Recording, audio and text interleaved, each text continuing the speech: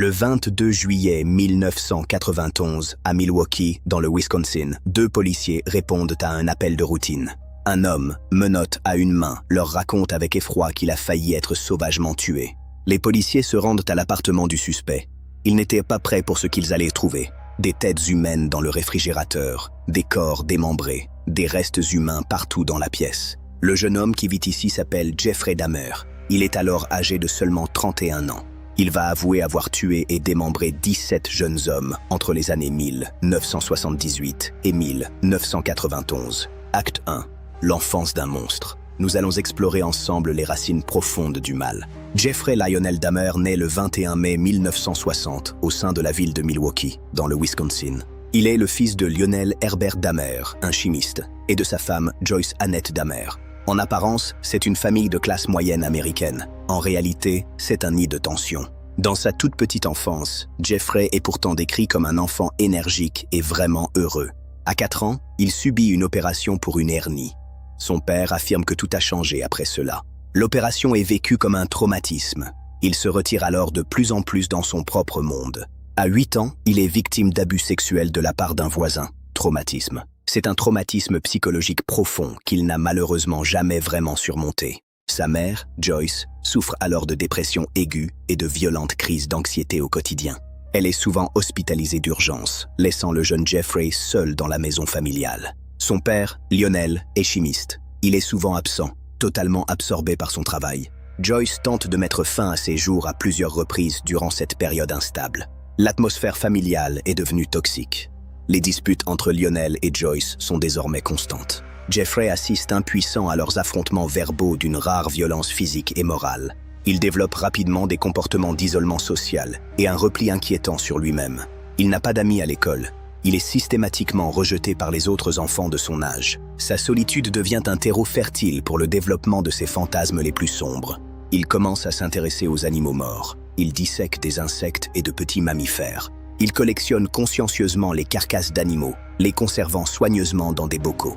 C'est une première forme de contrôle sur la mort, une obsession qui ne le quittera jamais plus. En 1974, Lionel emménage dans une nouvelle maison située à Bath Township, dans l'État de l'Ohio. La famille espère alors un nouveau départ. Mais les tensions familiales persistent malgré tout. Jeffrey est alors un adolescent renfermé sur lui-même, solitaire et déjà gravement alcoolique. Il commence malheureusement à boire de l'alcool de manière régulière dès l'âge de 14 ans. Ses parents finissent par divorcer officiellement en 1978, alors qu'il est âgé de 18 ans. Sa mère part avec son jeune frère David. Son père Lionel décide lui aussi de quitter la maison.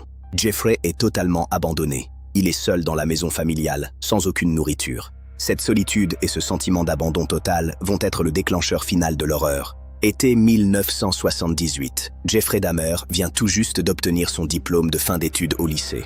Ses parents sont définitivement partis, il est seul pour la toute première fois de sa vie. Le 18 juin 1978, il fait la rencontre de Stephen Hicks, un jeune autostoppeur de 18 ans. Jeffrey l'invite alors chez lui pour discuter et boire quelques canettes de bière. Stephen accepte l'invitation. Il ne sait pas qu'il ne ressortira jamais vivant de cette maison. À un moment de la soirée, Stephen veut partir. Mais Jeffrey ne veut pas qu'il s'en aille. Il se saisit d'une barre de musculation et frappe violemment Stephen Hicks à la tête. Stephen s'effondre lourdement sur le sol. Jeffrey le frappe à nouveau. Stephen Hicks est mort. Dahmer dira plus tard qu'il ne comprenait pas ce qui lui arrivait. C'était une pulsion irrépressible. Il démembre ensuite méticuleusement le corps de sa victime et le cache dans des sacs poubelles. Il enterre les restes du jeune Stephen dans le jardin situé juste derrière la maison. Le corps de Stephen Hicks ne sera malheureusement jamais retrouvé par les autorités. Quelques semaines plus tard, il quitte définitivement Bath Township. Il part alors pour Milwaukee. Personne ne l'a vu commettre ce crime. Personne n'a eu le moindre soupçon à son égard. Pour tenter de se stabiliser, il décide de s'engager dans l'armée américaine en 1979. Il est envoyé en Allemagne de l'Ouest. Son comportement est erratique, il boit énormément. En 1981, il est renvoyé de l'armée pour alcoolisme. Il retourne à Milwaukee, chez sa grand-mère, Catherine Dahmer. Elle est âgée et pieuse. Elle croit que Jeffrey a besoin d'aide. Il travaille dans une usine de chocolat, un emploi banal. Mais en secret, ses pulsions ne font que croître. Il fréquente les bars gays de Milwaukee, attiré par les jeunes hommes de couleur. Il les observe, il les désire, il les imagine morts. Le monstre se prépare à frapper à nouveau. En 1982, Dahmer est arrêté pour exhibitionnisme dans un centre commercial. Il échappe à une peine de prison. Il est libéré sous condition. En 1986, il est arrêté pour masturbation devant 2 garçons de 12 ans. Il est condamné à 1 an de prison avec sursis. Personne ne fait le lien entre ces délits et un potentiel tueur en série. En 1987, Dahmer commet son 2e meurtre. Sa victime est un jeune homme qu'il rencontre dans un bar gay de Milwaukee. Il l'invite dans une chambre d'hôtel. Il le drogue, le viole et l'étrangle. Il transporte le corps jusqu'à la maison de sa grand-mère. Il le démembre dans la cave. Il conserve le crâne comme souvenir. La grand-mère ne sait rien. Elle ne voit rien. Dahmer continue de vivre chez elle, avec les restes de ses victimes. En 1988, il est arrêté pour agression sexuelle sur un mineur. Le système judiciaire a échoué. Les signes étaient là. Il est libéré. Il peut continuer à tuer. Dahmer a passé des années à frôler les autorités, sans être arrêté. La police ne l'a jamais pris au sérieux. Son visage, son allure, sa race le protégeaient. À partir de 1987, Dahmer tue de manière presque continue. En mai 1991, une adolescente de 14 ans s'échappe de son appartement. Fuite. Il attire ses victimes dans des bars, des centres commerciaux, des arrêts de bus. Il leur promet de l'argent, de l'alcool, une nuit ensemble. Il les drogue avec des somnifères. Il les viole pendant qu'elles sont inconscientes. Il pratique le cannibalisme. Il mange de la chair humaine. Il déclarera plus tard « Je voulais m'assurer qu'elles fassent partie de moi ». Ses victimes sont presque toutes des jeunes hommes afro-américains, asiatiques ou latinos. Dahmer est blanc. Ses victimes sont des minorités. Les meurtres s'intensifient. Une victime par mois, parfois plus. Il est au bord de l'implosion. Son mode de vie est de plus en plus erratique. En mai 1991, il tue 2 hommes en 2 semaines. Elle est droguée et blessée. Elle est à moitié nue. La police arrive sur les lieux. Dahmer persuade les agents que la jeune fille est sa compagne. Il leur dit qu'elle a eu une dispute et qu'elle est ivre. La police la ramène à Dahmer. Il la tue cette nuit-là. C'est l'un des plus grands échecs de la police de Milwaukee. Les agents n'ont pas vérifié l'identité de la jeune fille. Ils n'ont pas enquêté. Si la police avait fait son travail, la jeune fille serait encore en vie aujourd'hui. Le racisme et l'homophobie ont joué un rôle dans cet échec. Les victimes de Dahmer étaient noires, pauvres, homosexuelles. La police ne les considérait pas comme des victimes prioritaires. Un scandale éclate après l'arrestation de Dahmer. Elle dénonce fermement le mépris de la police locale pour les vies noires de Milwaukee. Le chef de la police est finalement contraint de présenter des excuses publiques. Mais ces excuses tardives ne ramèneront malheureusement pas les nombreux morts. Un autre incident, en 1990, est tout aussi révélateur. Un jeune homme de 18 ans s'échappe de l'appartement de Dahmer. Il est nu, ensanglanté, menotté. On voit l'effroi sur son visage. Il alerte la police. Dahmer convainc les agents que c'est une dispute entre amants. La police le ramène à Dahmer. Il est tué la nuit suivante. Ces 2 incidents auraient dû arrêter Dahmer. Ils ne l'ont pas fait.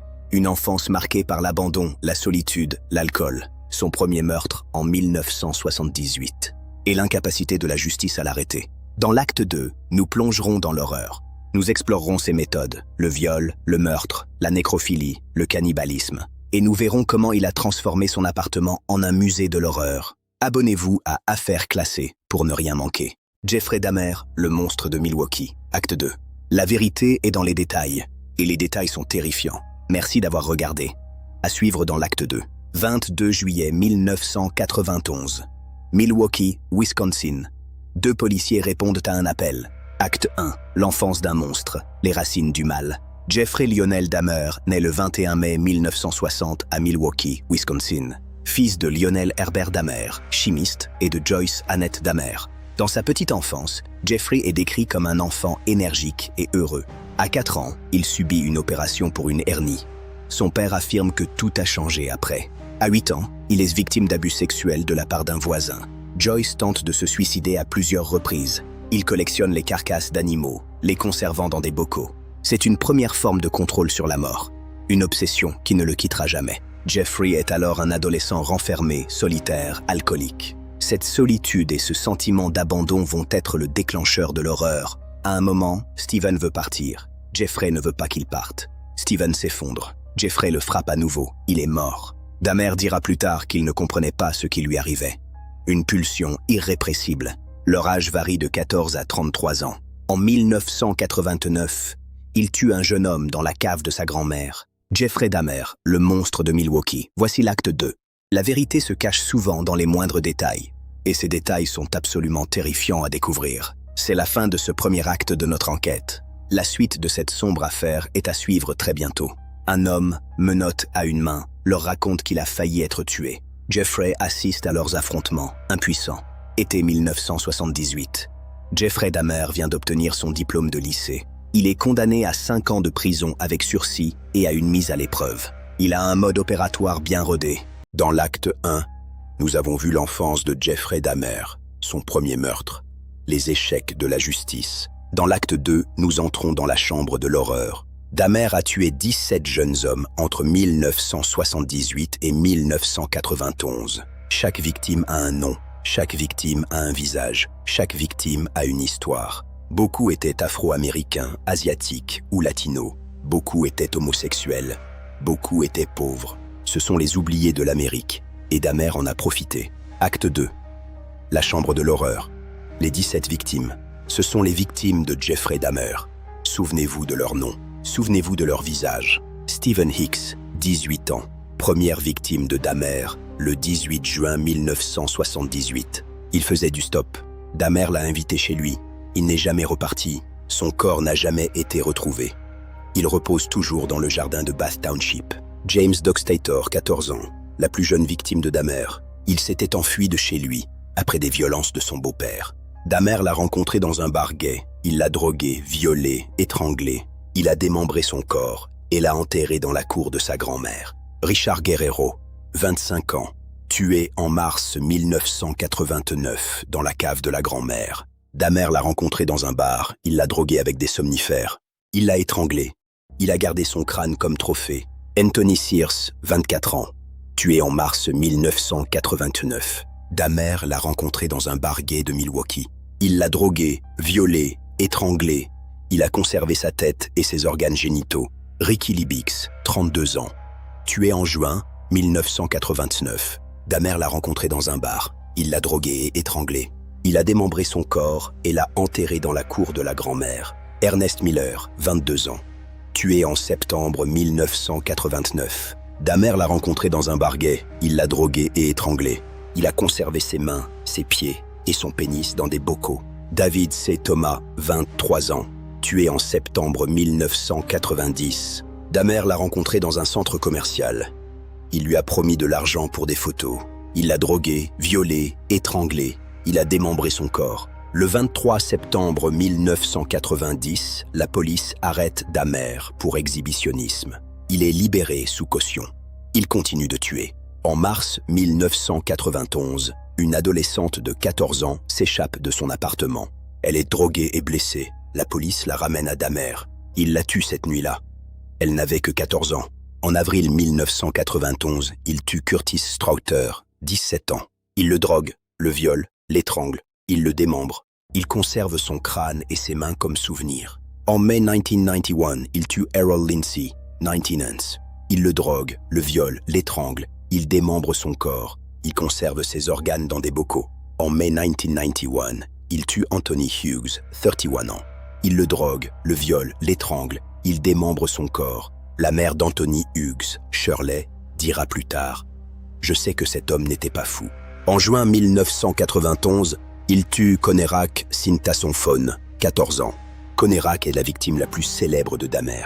Il s'échappe de l'appartement, nu et ensanglanté. Des passants appellent la police. Dahmer convainc les agents que Conerak est son petit ami. Le 27 mai 1991, Conerak Sintasomphone, 14 ans, est découvert par 2 femmes dans la rue. Il est nu, ensanglanté, en état de choc. Il a été drogué et violé. Les femmes appellent la police. Les agents arrivent rapidement. Dahmer sort de son appartement et explique que Conerak est son petit ami. Il dit qu'ils se sont disputés et que Conerak est ivre. Il montre aux policiers des photos de Conerak prises dans l'appartement. Les policiers croient Dahmer. Ils ne vérifient pas l'identité de Conerak. Ils n'interrogent pas le garçon. Ils ne cherchent pas à savoir pourquoi il est en sang. Ils le ramènent à Dahmer. Ils le laissent avec lui. Cette nuit-là, Dahmer tue Conerak. Conerak Sintasomphone avait 14 ans. Il était le frère de la victime d'un crime commis par Dahmer en 1988. Dahmer avait été condamné pour agression sexuelle sur un mineur en 1988. La victime de 1988 était le frère de Conerak. Dahmer avait donc agressé 2 frères. à 3 ans d'intervalle. La police de Milwaukee a été accusée de négligence criminelle. Les agents ont été suspendus, puis réintégrés. Le maire de Milwaukee, John Norquist, a présenté ses excuses à la communauté afro-américaine. Mais les excuses ne ramèneront pas Conérac. La famille Sinta-Somphone a été détruite par la perte de leurs 2 fils. Conérac aurait dû survivre. La police a échoué. L'affaire Conérac-Sinta-Somphone est devenue un symbole du racisme systémique de la police. Un symbole de l'indifférence envers les vies noires et homosexuelles. Dahmer a tué Conérac parce que la police l'a laissé faire. C'est l'une des pages les plus sombres de l'histoire de Milwaukee. Matt Turner, 21 ans, la 14e victime de Dahmer. Tué en juin 1991. Dahmer l'a rencontré dans un bar gay. Il l'a drogué, violé, étranglé. Il a démembré son corps. Jeremiah Weinberger, 23 ans, tué en juin 1991. Dahmer l'a rencontré dans un bar gay. Il l'a drogué et étranglé. Il a conservé sa tête dans le réfrigérateur. Oliver Lassie, 23 ans, tué en juin 1991. Dahmer l'a rencontré dans un bar gay. Il l'a drogué et étranglé. Il a conservé son cœur dans un bocal. Joseph Bradoft, 25 ans, la 17e et dernière victime de Dahmer, tué en juillet 1991.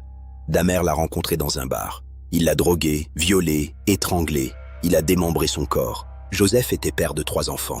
Il ne reverra jamais ses enfants. Les familles des victimes sont anéanties. Elles n'ont jamais eu de réponse. Dahmer a détruit 17 familles. Les victimes étaient des pères, des fils, des frères. Elles avaient des rêves, des espoirs, des projets. Dahmer leur a tout pris. Leurs noms ne doivent pas être oubliés. Stephen, James, Richard, Anthony, Ricky, Ernest, David, Curtis, Errol, Anthony, Conérac, Matt, Jeremiah, Oliver, Joseph. Et les autres, tous. Ils sont les victimes du monstre de Milwaukee. Souvenez-vous de leurs noms. L'appartement de Dahmer, au 924 North 25e Street, est un musée de l'horreur. Lors de l'arrestation, la police découvre des têtes humaines dans le réfrigérateur, des organes dans des bocaux, des squelettes entiers dans des fûts, des corps démembrés partout.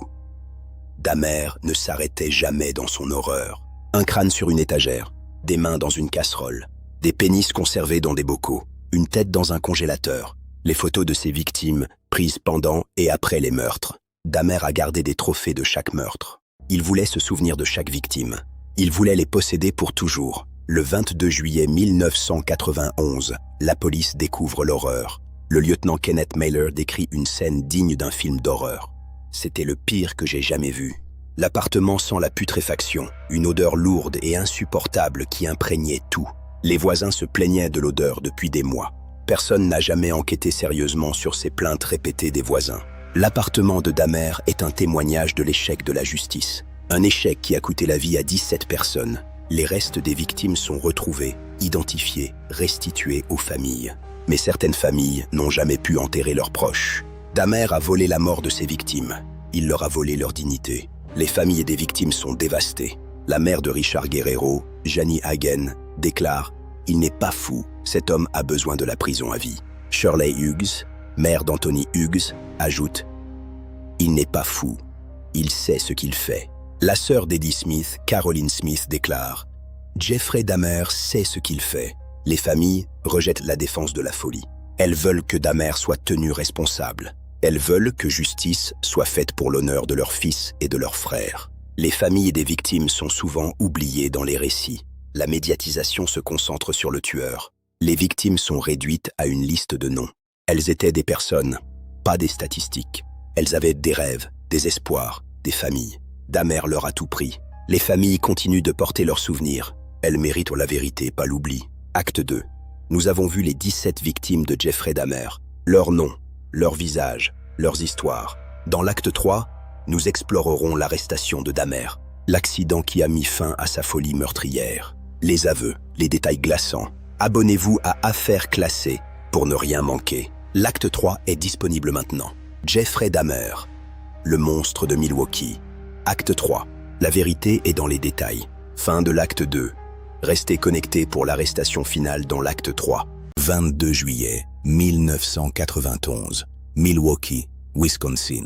Une nuit ordinaire dans une ville ordinaire. 2 policiers patrouillent dans le quartier. Ils reçoivent un appel. Un homme, menottes à une main, leur raconte qu'il a failli être tué. L'homme s'appelle Tracy Edwards. Il a 32 ans. Il dit que l'homme qui l'a agressé s'appelle Jeffrey Dahmer. Les policiers se rendent au 924 North 25e Street. Ils ne savent pas qu'ils vont découvrir l'un des pires tueurs en série de l'histoire américaine. Acte 3. L'arrestation. L'accident qui a tout révélé. L'arrestation de Jeffrey Dahmer est un accident. Sans la fuite de Tracy Edwards, Dahmer aurait continué à tuer. Le 22 juillet 1991, Jeffrey Dahmer rencontre Tracy Edwards dans un centre commercial. Dahmer lui propose $100 pour des photos nues. Tracy accepte, il a besoin d'argent. Il se rend à l'appartement de Dahmer. Dahmer lui offre une bière. Elle est droguée. Tracy commence à se sentir mal. Il est désorienté. Dahmer sort des menottes. Il veut les lui mettre. Tracy se débat. Il a peur. Il sait que sa vie est en danger. Dahmer est plus fort. Il parvient à lui passer une menotte. Tracy regarde autour de lui. Il voit des photos de corps démembrés. Il entend Dahmer parler d'une scie et d'acide. Il sait qu'il va mourir s'il ne fait rien. Il feinte la coopération. Il dit à Dahmer qu'il est d'accord pour tout. Il demande à regarder un film. Dahmer accepte. Tracy saisit sa chance. Il frappe Dahmer au visage. Il court vers la porte. Il ouvre la porte et s'enfuit. Il court dans la rue, menotte à une main. Il croise 2 policiers. Il leur raconte ce qui s'est passé. Les policiers sont sceptiques, mais ils décident d'enquêter. Ils se rendent à l'appartement de Dahmer. Dahmer ouvre la porte. Il est calme. Il semble normal. Il nie tout. Il dit que Tracy est son amant. Les policiers sentent une odeur étrange. Une odeur de putréfaction. Ils décident de fouiller l'appartement. Ils ne sont pas prêts pour ce qu'ils vont découvrir. Les policiers entrent dans l'appartement. L'odeur est insupportable. Ils ouvrent le réfrigérateur. Une tête humaine les regarde. Les policiers sont horrifiés par ces récits. Ils ouvrent le congélateur. Une autre tête. Ils ouvrent les placards. Des organes dans des bocaux. Ils ouvrent une casserole. Des mains décomposées. Ils découvrent des squelettes entiers, dans des fûts. Ils trouvent des photos de corps démembrés. Dahmer a transformé son appartement en une chambre de torture. Les policiers arrêtent immédiatement Dahmer. Il est 3 heures du matin. La nuit est finie. Dahmer est emmené au poste de police. Il est calme. Il ne résiste pas. Il sait que c'est fini. Les policiers sont choqués. Ils n'ont jamais vu une telle horreur. La nouvelle se répand rapidement. Les médias arrivent en masse. Milwaukee est sous le choc. La ville entière est en état de choc. Les familles des victimes commencent à se manifester. Elles veulent des réponses. Elles veulent que justice soit faite. Le 22 juillet 1991, la vie de Jeffrey Dahmer bascule. Il est passé du statut de citoyen ordinaire à celui de monstre national. Le FBI est alerté. L'enquête est confiée au FBI. Des agents du FBI se rendent à Milwaukee. Ils interrogent Dahmer. Il est coopératif. Il avoue tout. Il veut parler. Il avoue 11 meurtres dans un premier temps, puis 15, puis 17. Il raconte tout en détail. Les policiers sont horrifiés par ces récits. Ils n'avaient jamais entendu une telle barbarie. Dahmer avoue tout sans hésitation. Il raconte ses crimes avec une froideur glaciale. Il décrit comment il droguait ses victimes. Il raconte tout en détail. Comment il les démembrait les corps. Comment il conservait des parties du corps. Il parle de nécrophilie et de cannibalisme avec une indifférence troublante. Il explique qu'il était incapable de contrôler ses pulsions. Je voulais m'assurer qu'elles fassent partie de moi. Je voulais les posséder pour toujours. Il explique qu'il était incapable de contrôler ses pulsions. Il décrit ses fantasmes comme une entité qui le contrôlait. Il avoue avoir tué 17 personnes entre 1978 et 1991. Il donne des détails sur chaque meurtre. Il décrit ses victimes, leur visage, leur nom. Il montre aux enquêteurs où se trouvent les restes des victimes. Des corps sont retrouvés dans son appartement, dans sa cave, dans le jardin de sa grand-mère. Les enquêteurs sont stupéfaits par l'ampleur de ses crimes. Dahmer est un tueur en série méthodique et organisé. Il a tué pendant 13 ans sans être arrêté. Il a échappé à la justice à plusieurs reprises. Il avoue que la police l'a aidé sans le savoir. Il raconte comment il a convaincu les policiers de ramener Conerak Sinthasomphone chez lui. Il avoue avoir tué Conerak cette nuit-là. Les aveux de Dahmer sont consignés, enregistrés, analysés. Ils sont utilisés lors de son procès. Dahmer ne se rétracte jamais. « Je suis un tueur », dit-il. « Je suis un tueur », dit-il. C'est ce que je suis. Milwaukee est sous le choc. La ville est en émoi. Les médias du monde entier affluent. Les journalistes veulent des interviews, des photos, des scoops. Les familles des victimes sont assiégées. La communauté afro-américaine est en colère. Elle dénonce le racisme de la police. Pourquoi Dahmer a-t-il pu tuer autant de Noirs sans être arrêté? Pourquoi la police ne l'a-t-elle pas arrêté plus tôt? Les victimes étaient noires, pauvres, homosexuels. La police ne les a pas protégés. Un scandale éclate. Le chef de la police est critiqué. Des enquêtes internes sont ouvertes. Les policiers impliqués dans l'affaire Conerac-Sintasomphone sont suspendus. Ils sont réintégrés quelques mois plus tard. La communauté afro-américaine est indignée. Des manifestations ont lieu dans les rues de Milwaukee. Le maire de Milwaukee, John Norquist, présente ses excuses. Mais les excuses ne ramènent pas les morts. La ville est divisée. La tension est palpable. Certains demandent la peine de mort pour Dahmer. D'autres estiment qu'il est fou et mérite d'être interné. Le procès de Dahmer est l'un des plus médiatisés de l'histoire américaine. Le monde entier suit l'affaire. Dahmer devient une figure de l'horreur. Son visage fait la une des journaux du monde entier. Le FBI est appelé pour aider à l'enquête. Les agents du FBI sont formés aux tueurs en série. Ils ont développé des techniques de profilage. Dahmer est un cas d'école pour le FBI. Il correspond à tous les critères du tueur en série organisé. Il est intelligent, méthodique, manipulateur. Il a un mode opératoire bien défini. Il est conscient de ses actes. Les agents du FBI l'interrogent longuement. Ils veulent comprendre son fonctionnement. Dahmer est coopératif. Il répond à toutes les questions. Il décrit ses fantasmes, ses pulsions, ses rituels. Il raconte comment il a échappé à la justice. Il explique comment il a manipulé les policiers. Le FBI compile un rapport détaillé. Ce rapport servira de référence pour les futurs profilers. Dahmer est l'un des tueurs en série les plus étudiés. Son cas est utilisé dans les écoles de criminologie. Les agents du FBI sont horrifiés par ce qu'ils entendent. Mais ils poursuivent leur travail. Acte 3. Nous avons vu l'arrestation de Jeffrey Dahmer, l'accident qui a tout révélé. Les aveux du monstre de Milwaukee sont particulièrement glaçants. Dans l'acte 4, nous explorerons le procès de Dahmer. Le débat sur sa sanité mentale, la condamnation à la perpétuité. Abonnez-vous à Affaires classées pour ne rien manquer. L'acte 4 est disponible maintenant. Jeffrey Dahmer, le monstre de Milwaukee. Acte 4. La vérité est dans les détails. Dans les actes précédents, nous avons vu l'enfance de Dahmer, ses 17 victimes et son arrestation. 30 janvier 1992. Le procès de Jeffrey Dahmer s'ouvre à Milwaukee. L'accusation est accablante. Les aveux sont complets. Mais une question divise la cour. Dahmer est-il responsable de ses actes? Est-il fou ou est-il un monstre lucide? La défense plaide la folie. L'accusation réclame la prison à vie. Acte 4. Le procès du siècle. Folie ou responsabilité? Le procès de Jeffrey Dahmer est l'un des plus médiatisés de l'histoire américaine. 15 chefs d'accusation pour meurtre au premier degré dans le Wisconsin. Il a déjà confessé 17 meurtres. Mais la loi exige un procès. La défense de la folie est rarement utilisée aux États-Unis. Ce procès est un test. L'avocat de Dahmer, Gerald Boyle, sait que les preuves sont accablantes. Il n'a qu'une stratégie. Prouver que Dahmer est légalement fou. Il cite la nécrophilie, le cannibalisme, les pulsions incontrôlables. Mon client est un malade. Il n'est pas responsable de ses actes. Boyle présente des expertises psychiatriques qui concluent à la folie. Les médecins décrivent un homme possédé par des pulsions irrépressibles. Ils parlent de nécrophilie comme d'une maladie, pas d'un choix. Boyle espère que le jury verra un homme malade, pas un criminel. Mais les psychiatres sont divisés. Certains estiment que Dahmer est lucide. Le professeur Ressler, profileur du FBI, a interviewé Dahmer longuement. Il conclut que Dahmer est un criminel mixte, ni totalement organisé, ni totalement désorganisé. Il est à la fois calculateur et possédé par ses pulsions.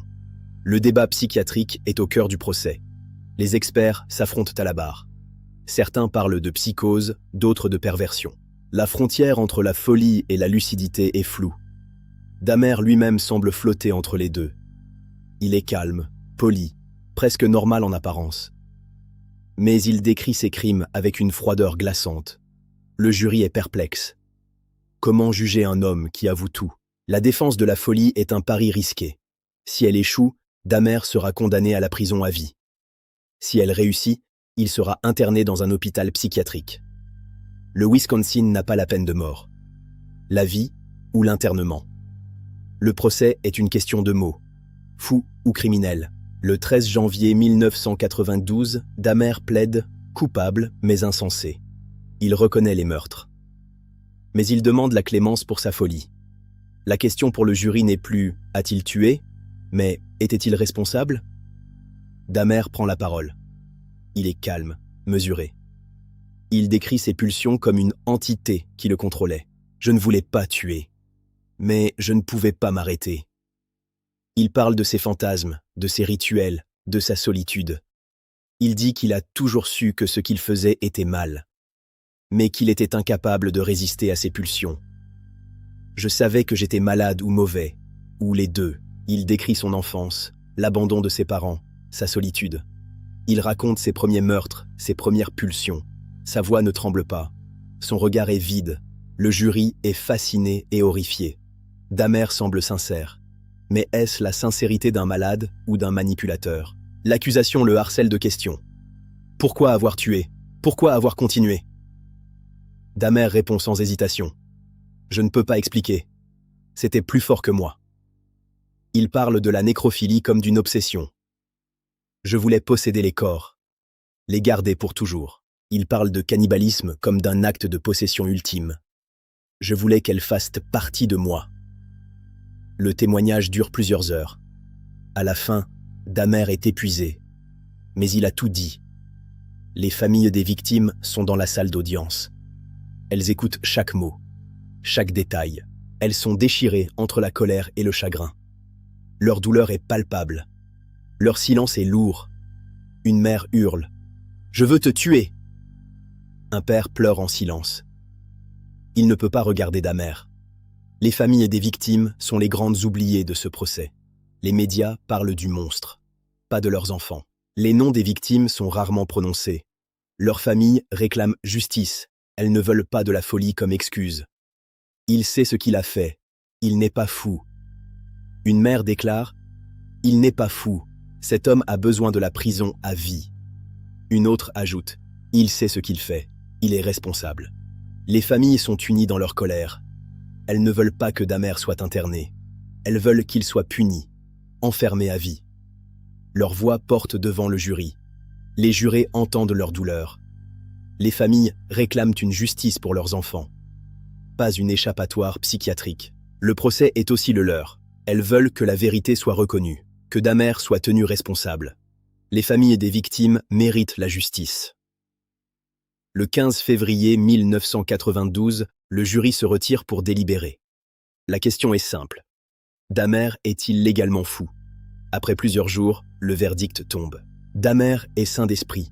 Il est responsable de ses crimes. La défense de la folie est rejetée. Le jury estime que Dahmer savait ce qu'il faisait. Il a choisi de tuer. Il a choisi de violer. Il a choisi de démembrer.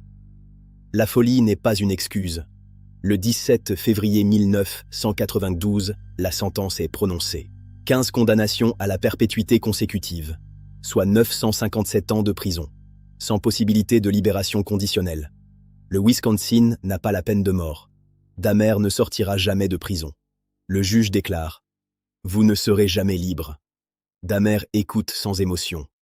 Il savait que ce verdict allait tomber.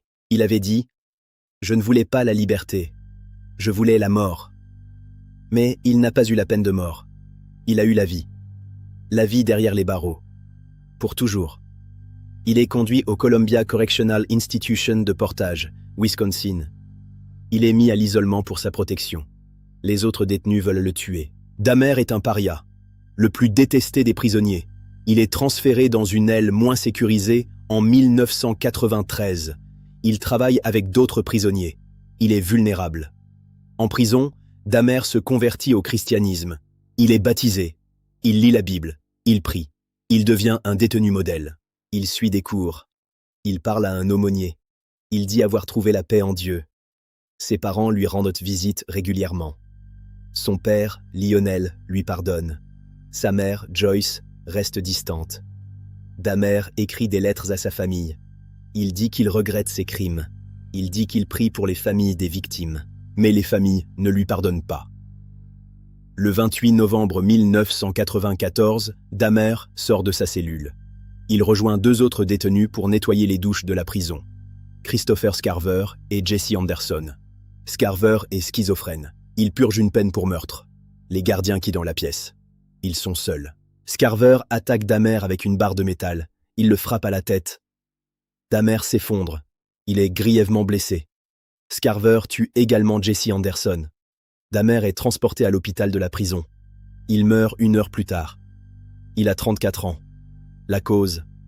Un traumatisme crânien sévère. Le monstre de Milwaukee est mort.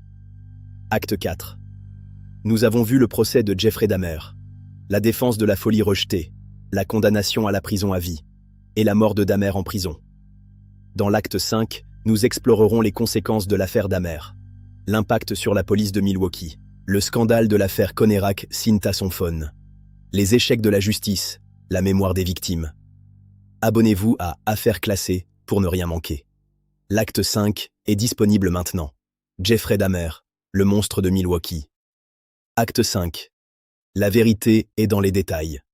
Les leçons du passé. Fin de l'acte 4. À suivre. Scarver est schizophrène. Il purge une peine pour meurtre. Les gardiens quittent la pièce. Ils sont seuls. Scarver attaque Dahmer avec une barre de métal. Il le frappe à la tête. Dahmer s'effondre. Il est grièvement blessé. Scarver tue également Jesse Anderson. Dahmer est transporté à l'hôpital de la prison. Il meurt 1 heure plus tard.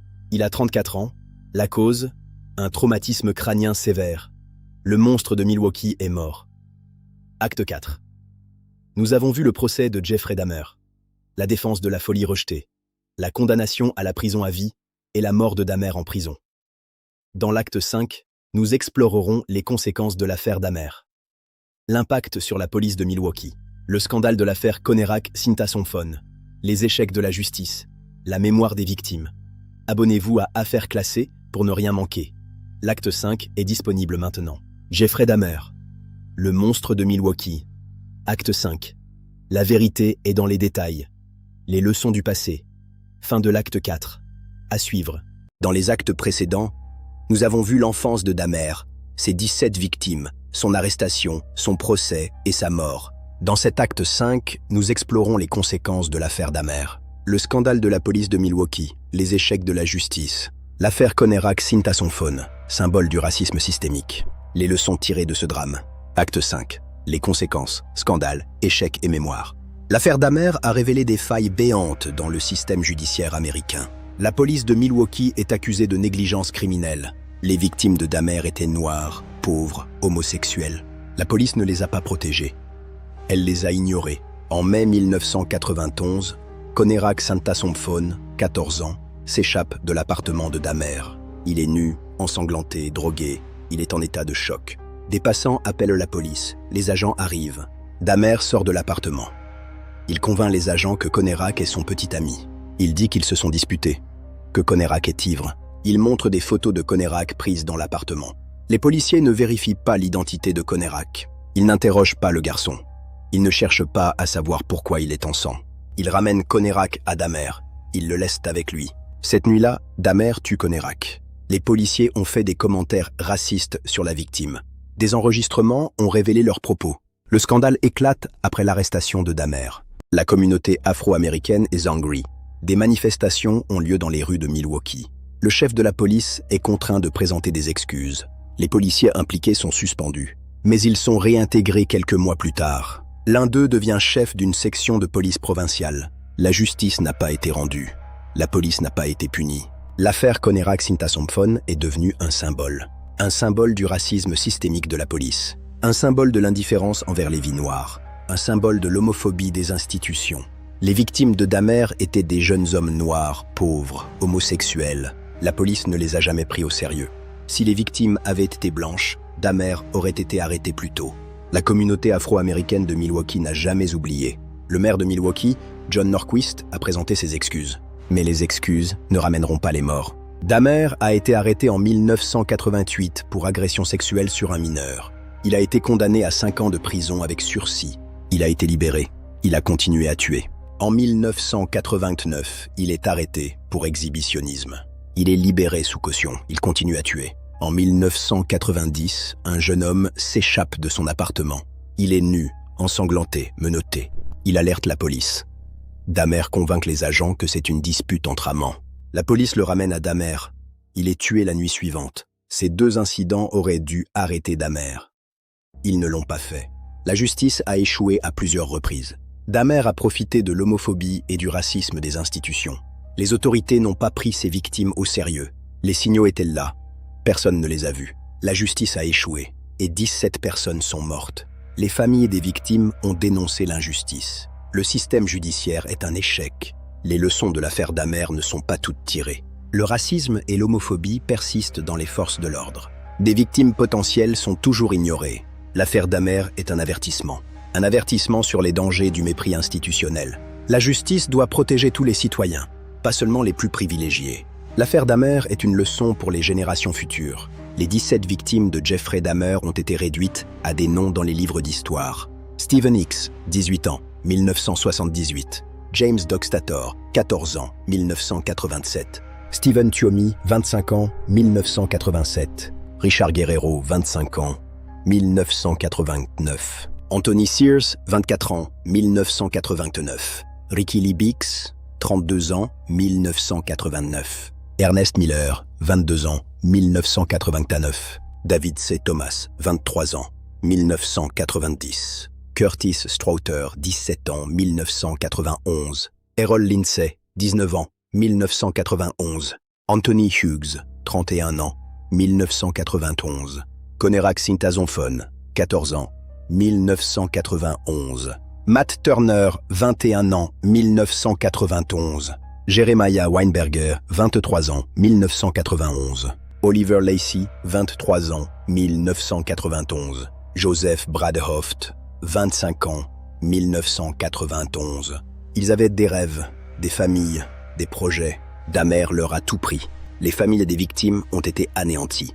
Elles n'ont jamais eu de réponse. Elles n'ont jamais eu de justice complète. La mort de Dahmer en prison n'a pas effacé leur douleur. La douleur est toujours là. Elle ne disparaît jamais. Le souvenir des victimes doit être honoré. L'affaire Dahmer a changé la façon dont la police traque les tueurs en série. Le profilage criminel a été perfectionné grâce à son cas. Robert Ressler du FBI a interviewé Dahmer pour comprendre son fonctionnement. Les techniques d'enquête ont évolué. La psychologie criminelle s'est enrichie de ce cas. Dahmer est devenu un cas d'école. Son cas est étudié dans les universités et les académies de police. Les criminologues analysent son parcours. Ils cherchent à comprendre les origines du mal. Dahmer a fasciné le monde. Des livres, des films, des séries lui ont été consacrés. La série Netflix Dahmer a relancé l'intérêt pour son cas. La fascination pour le mal est un phénomène troublant. Les médias ont transformé Dahmer en icône de l'horreur. Les victimes ont été oubliées. La culture populaire a glorifié le monstre. Mais la réalité est plus sombre que la fiction. Dahmer n'était pas une légende. C'était un assassin. Il a détruit 17 vies. Il a brisé 17 familles. Il a volé l'avenir de 17 jeunes hommes. L'héritage de Dahmer est un héritage de douleur. Il a laissé des cicatrices indélébiles. Sur Milwaukee, sur les États-Unis, sur le monde. Son nom est synonyme d'horreur. Mais l'horreur ne doit pas effacer les victimes. Les noms des victimes doivent être prononcés. Leurs visages doivent être vus. Leur mémoire doit être honorée. L'héritage de Dahmer est un avertissement. L'affaire Dahmer nous rappelle l'importance de la vigilance. Les signes avant-coureurs doivent être pris au sérieux. La police doit protéger tous les citoyens, sans discrimination. Le racisme et l'homophobie sont des armes de destruction massive. Ils ont permis à Dahmer de tuer. La justice doit être égale pour tous. Les vulnérabilités des victimes ne sont pas des excuses pour l'inaction. La société doit protéger les plus faibles. L'affaire Dahmer est un échec collectif. Un échec de la police, de la justice, de la société. Les leçons de l'affaire Dahmer sont toujours d'actualité. Les tueurs en série existent toujours. La vigilance est de mise. Les signaux doivent être détectés et traités. La mémoire des victimes est un devoir. Leur souvenir doit guider nos actions pour que de tels drames ne se reproduisent plus. La société doit faire mieux. Elle doit protéger les plus vulnérables. L'affaire Dahmer est un appel à la vigilance. Acte 5. Nous avons vu les conséquences de l'affaire Dahmer. Le scandale de la police, les échecs de la justice, les victimes oubliées de cette tragédie humaine. Dans l'acte 6, nous conclurons enfin ce documentaire sur les conséquences de l'affaire. Un regard final sur le monstre de Milwaukee. Un hommage sincère à toutes les victimes de Jeffrey Dahmer. Abonnez-vous à Affaires classées pour ne rien manquer. L'acte 6 est disponible maintenant. Jeffrey Dahmer, le monstre de Milwaukee. Acte 6. La vérité est dans les détails. Nous avons parcouru l'histoire de Jeffrey Dahmer, de l'enfance à la mort. 17 victimes, 17 familles brisées, 17 vies volées. Nous avons vu les échecs de la justice, le scandale de la police. Dans cet acte final, nous faisons le point. Que retenir de l'affaire Dahmer ? Comment honorer la mémoire des victimes ? Acte 6. Conclusion. Le monstre, les victimes et la mémoire. Jeffrey Dahmer a tué 17 personnes entre 1978 et 1991. Il a été arrêté le 22 juillet 1991. Il a été condamné à 957 ans de prison. Les crimes de Jeffrey Dahmer sont parmi les plus horribles de l'histoire criminelle. Il a drogué, violé, étranglé, démembré ses victimes. Il a pratiqué la nécrophilie et le cannibalisme. Il a conservé des parties du corps comme trophées. Il a vécu entouré des restes de ses victimes. L'horreur de l'appartement de Dahmer a choqué le monde. Les têtes dans le réfrigérateur, les organes dans les bocaux, les squelettes dans les fûts, les photos de corps démembrés. Dahmer était un monstre. Mais il était aussi un homme qui a choisi de tuer, un homme qui a choisi de continuer, un homme qui a profité de l'indifférence des institutions. L'affaire Dahmer est une tragédie humaine, une tragédie qui aurait pu être évitée. Si la police avait fait son travail, des vies auraient été sauvées. Si la justice avait été plus vigilante, Dahmer aurait été arrêté plus tôt. Les morts auraient pu être moins nombreuses. Mais l'indifférence a tué. C'est elle qui a guidé la main du monstre. L'indifférence a permis à Dahmer de tuer. L'affaire Dahmer est une leçon pour la société. Une leçon sur les dangers de l'indifférence. Une leçon sur l'importance de la vigilance. Une leçon qui doit être retenue. Les 17 victimes de Jeffrey Dahmer méritent d'être honorées. Stephen Hicks, 18 and 1978. James Doxtator, 14 ans.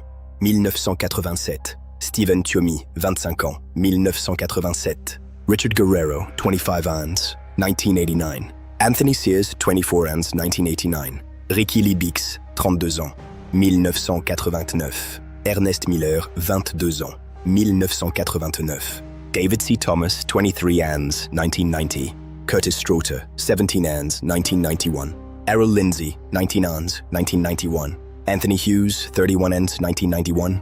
Conarak Synthesomphone, 14 ans, 1991.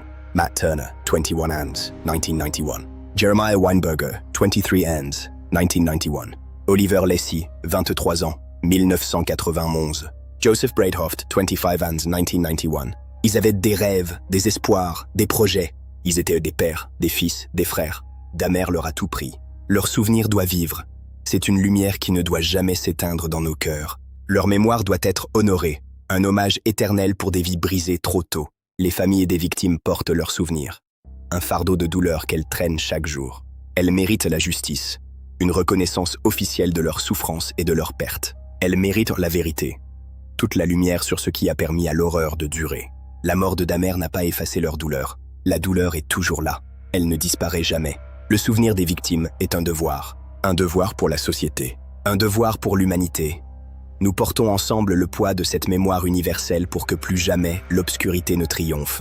L'affaire Dahmer est un avertissement pour la société. Elle révèle les dangers du racisme et de l'homophobie. Elle montre l'importance de la vigilance des institutions. La police doit protéger tous les citoyens, sans discrimination de race, de genre ou d'orientation sexuelle. La justice doit être égale pour tous, sans distinction de classe, de race ou d'identité. Les signes avant-coureurs doivent être pris au sérieux. L'affaire Dahmer est un échec collectif. Un échec de la police, un échec de la justice, un échec de la société. Les leçons doivent être retenues pour que de tels drames ne se reproduisent plus. La société doit faire mieux. Elle doit protéger les plus vulnérables. Les victimes de Dahmer étaient vulnérables. Elles étaient noires, pauvres, homosexuelles. La société les a abandonnées. L'affaire Dahmer est une honte pour l'Amérique. Une honte qui doit être reconnue. Une honte qui doit être réparée par des actions concrètes et un engagement indéfectible envers la justice et la vérité. La justice doit changer. Elle doit se réformer pour ne plus jamais laisser passer de tels monstres. La police doit changer. L'éthique doit être au cœur de l'action. La société doit changer. Nous devons construire un monde plus juste et plus solidaire pour tous. L'affaire Dahmer est un appel au changement. Un cri de ralliement pour une vigilance accrue. Un appel pour une société plus juste, où l'indifférence n'a plus sa place dans nos institutions. Un appel pour une société plus humaine. Un avenir où chaque citoyen est protégé et respecté. L'affaire Dahmer fascine le monde depuis des décennies. Une curiosité morbide, sans précédent. Des livres, des films, des séries lui sont consacrés. La série Netflix Dahmer a connu un succès mondial. Elle a propulsé l'horreur dans tous les foyers. Le public est fasciné par le mal. Un voyeurisme qui nous interroge tous. La figure du monstre attire et repousse. Dahmer est devenu une icône de l'horreur. Un visage que l'on reconnaît sans même le nommer. Mais cette fascination est-elle saine? Pose-t-elle les bonnes questions? Elle risque d'effacer les victimes, de les faire disparaître derrière l'ombre du tueur. Elle risque de glorifier le tueur, de faire de Jeffrey Dahmer une sorte de star macabre et fascinante. Le danger est de transformer le monstre en héros, de brouiller la ligne entre le bien et le mal. La culture populaire doit être vigilante, ne pas glorifier le macabre. Elle doit rappeler les faits, pas les embellir. La vérité se trouve dans les archives. Elle doit honorer les victimes, pas le tueur. Redonner la parole à ceux qui ont été réduits au silence. L'affaire Dahmer est une histoire tragique, pas une histoire divertissante. C'est une plaie ouverte dans notre mémoire collective. Les médias ont une responsabilité, celle de ne pas transformer le crime en spectacle. Ils doivent traiter ce sujet avec respect, avec la gravité qu'impose la tragédie. La mémoire des victimes est en jeu. Elle s'écoule, fragile et précieuse. La fascination pour le mal doit être encadrée. Elle ne doit pas occulter la souffrance. Elle doit être comprise, pas célébrée.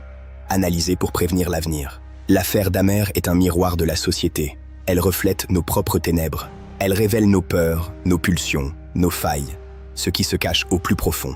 Elle nous invite à réfléchir sur nous-mêmes, sur notre propre humanité. La fascination pour le mal est une question humaine, une énigme que nous tentons de résoudre. Mais elle ne doit pas nous faire oublier les victimes.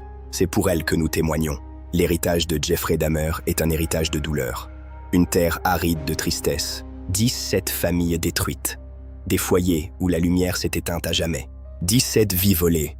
17 espaces vides qui ne seront jamais comblés. 17 avenirs brisés. Comme un cristal précieux réduit en miettes sur le sol de l'indifférence. La douleur des familles est encore vive. Un cri silencieux qui traverse le temps. Elle ne s'effacera jamais. Une marque gravée au fer rouge dans les cœurs. Le nom de Dahmer reste synonyme d'horreur. Un écho glaçant du passé. Mais l'horreur ne doit pas effacer les victimes. Leur nom reste gravé. Les noms des victimes doivent être prononcés, à voix haute, avec force et dignité.